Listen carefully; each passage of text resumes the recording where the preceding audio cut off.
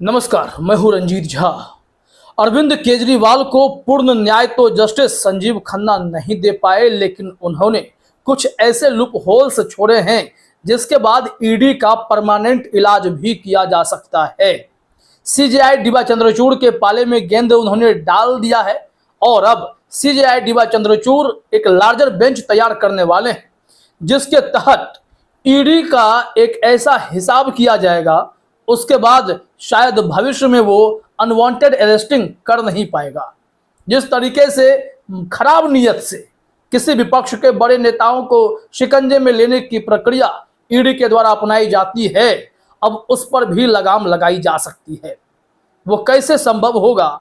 क्योंकि जब जस्टिस संजीव खन्ना की असली आदेश की कॉपी सामने आई, उसके बाद उसमें ईडी के लिए जो मैसेज दिए गए हैं उसे देखने के बाद ईडी के अफसरों के चेहरे का रंग फीका पड़ गया, चेहरे का रंग उड़ गया था।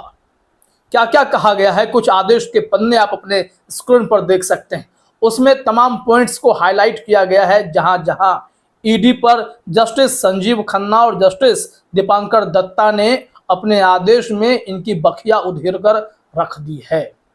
वही कुछ पॉइंट्स अभी हम आपके सामने रखने वाले हैं कि उन्होंने यह तो कह दिया कि ईडी की जो दो शक्तियां हैं, धारा 19 और धारा 45, इसके अधिकार क्षेत्र अलग अलग हैं।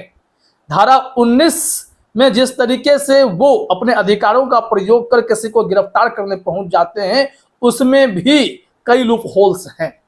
और दूसरी बात, जो धारा 45 का प्रयोग किया जाता है वो ईडी का क्षेत्र नहीं है। वो धारा 45 एक्सरसाइज करने का पावर अदालत के पास है, कोर्ट के पास है। ऐसे में ईडी के अफसरों को इन दो धाराओं का फर्क समझना पड़ेगा।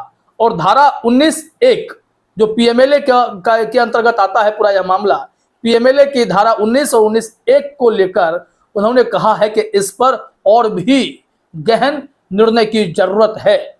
इसके लिए भी यह मामला 2-3 सवालों के तौर पर लार्जर बेंच को जाना चाहिए, बड़ी बेंच के पास जाना चाहिए और वो तय करें कि ईडी का यह अधिकार क्षेत्र वाजिब भी है या वो अवैध तरीके से गिरफ्तारियां कर ईडी जैसी संवैधानिक संस्था पर दाग लगा रहे हैं। ईडी के अफसर, उनका कहना यह भी है कि उन्होंने कई ऐसे केस बीते कुछ सालों में देख लिए हैं जो ईडी की कार्यशैली पर सवाल भी खड़े करते हैं।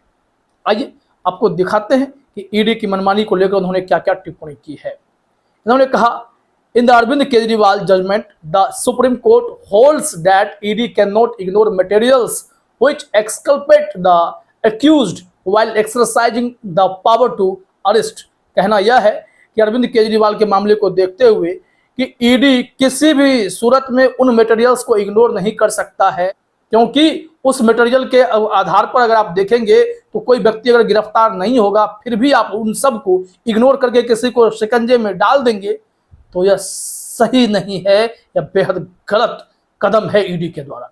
उन्होंने कहा है, an officer can not be allowed to selectively pick and choose material implicating the person to be arrested.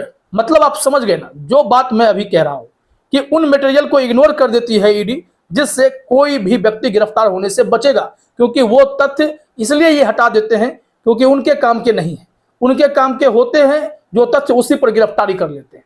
इसलिए इन्होंने जस्टिस संजीव खन्ना और दत्ता साहब ने कहा कि कोई भी ऑफिसर इस मामले में सेलेक्टिवली किसी मटेरियल को पिक नहीं कर सकता है और किसी को छोड़ नहीं सकता है, क्योंकि वो किसी आदमी को गिरफ्तार करने की जिद बांधे हुए है, जबकि तमाम तथ्य उस आदमी को बेगुनाह भी साबित कर सकते हैं, उतने मटेरियल मौजूद होते हैं। उन्हें इग्नोर कर कुछ सेलेक्टिवली पॉइंट उठाए जाते हैं जो बेहद शर्मनाक कृत्य है। ऐसा कृत्य ईडी को नहीं करना चाहिए। They have to equally apply their mind to other material which absolves and exculpates the arrestee. The power to arrest under Section 19(1) of the PMLA Act cannot be exercised as per the whims and fancies of the officers।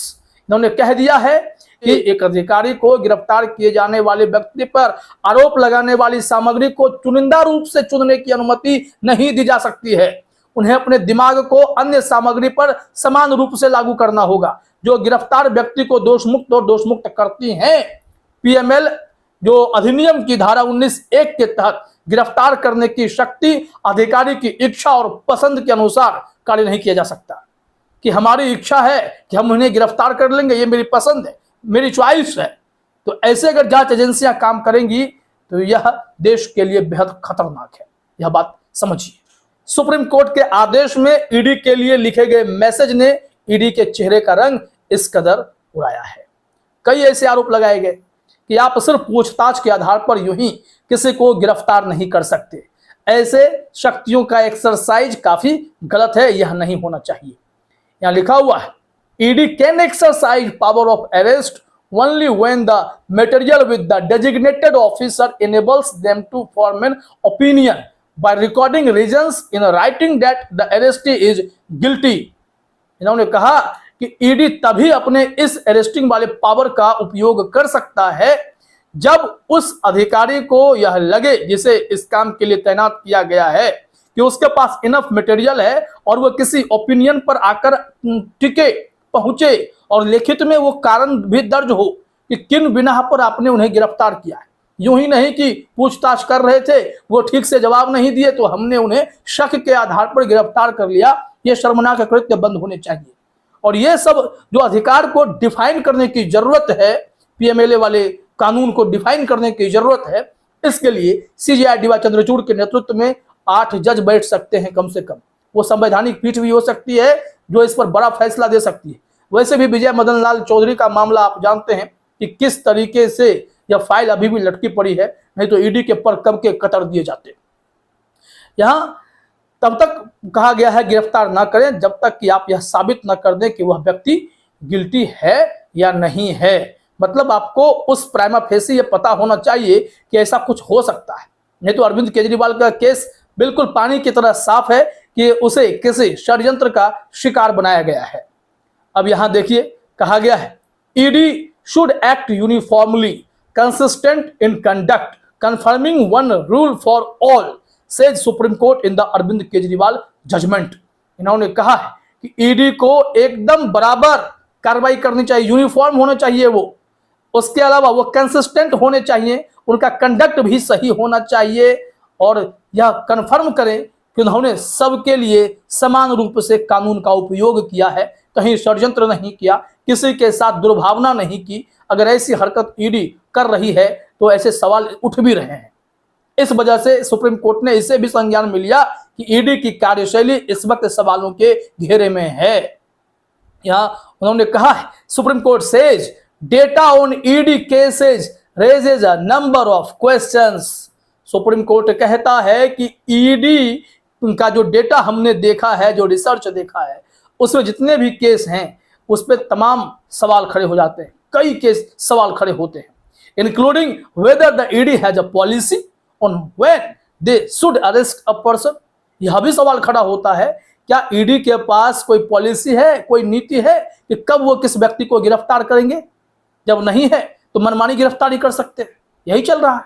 उन्होंने supreme court ने कहा SC notes out of 5,906 ECIRs, the number of persons arrested in 513 and the number of complaints filed in 1142। मतलब यह होता है कि supreme court ने 5,906 ECIR को देखा, उसके नोट को देखा। उसमें से जो गिरफ्तारी है 513 है और कंप्लेंट जिनके खिलाफ बनाया इन्होंने 1142 के खिलाफ बनाया। तो जो ये कार्रवाई की जो रेशियो है, इसमें साफ मालूम पड़ता है कि ये लोग अपने बेहिसाब तरीके से, बेतरतीब तरीके से कार्रवाई कर रहे हैं। ऐसे में लार्जर बेंच के पास विकल्प होगा कि वो बड़ा फैसला लेकर इन सब को एक करारा जवाब दें।